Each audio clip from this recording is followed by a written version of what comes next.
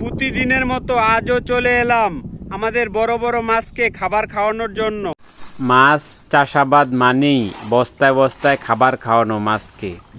আমাদের অপেক্ষায় ছিল মাছগুলা, দেখতে পাচ্ছেন মাছগুলো একদম কিনারায় এসে রয়েছে।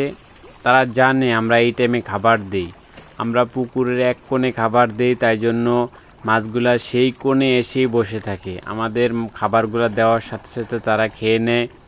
আমরা অনেকটি খামারে খাবার দিয়েছি, আপনারা দেখতে পাচ্ছেন খামারগুলা, অনেকটি খামারে খাবার দিয়েছি। এই খামারটিতেও আমরা খাবার দেব। এই খামারটিতেও মাছ অলরেডি কিনারে এসে দাঁড়িয়েছে। পুকুরের প্রায় সব মাছ আপনারা দেখতে পাচ্ছেন, আমাদেরকে দেখে মাছগুলা এসেছে। আমরা এই খাবারগুলা মাছগুলাকে দেব। এই খামারটিতে প্রচুর পরিমাণে মাছ রয়েছে। আমরা প্রতিদিন বিকেলবেলা এবং সকালবেলা 2 টাইম খাবার দিয়ে থাকি। আমরা বস্তা দেখতে পাচ্ছেন, আমরা এগুলা সব ভরা ছিল, খাবার খাওয়াইয়া এসেছি। খামারের এক প্রান্ত থেকে অন্য প্রান্তে এসেছি।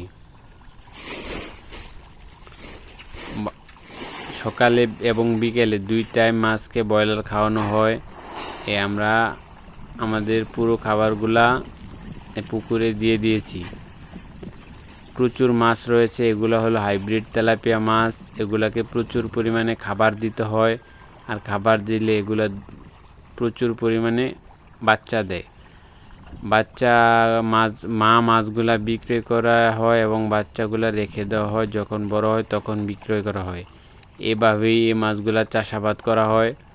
আমরা অনেক মাছ এখানে দেখতে পাচ্ছি, এগুলা অনেক মাছ বিক্রয়ের উপযোগী। ব্যাপারীরা এসে বিকেলবেলা এসে মাছগুলা ধরে নিয়ে যায়। হাইব্রিড তেলাপিয়ার চাহিদা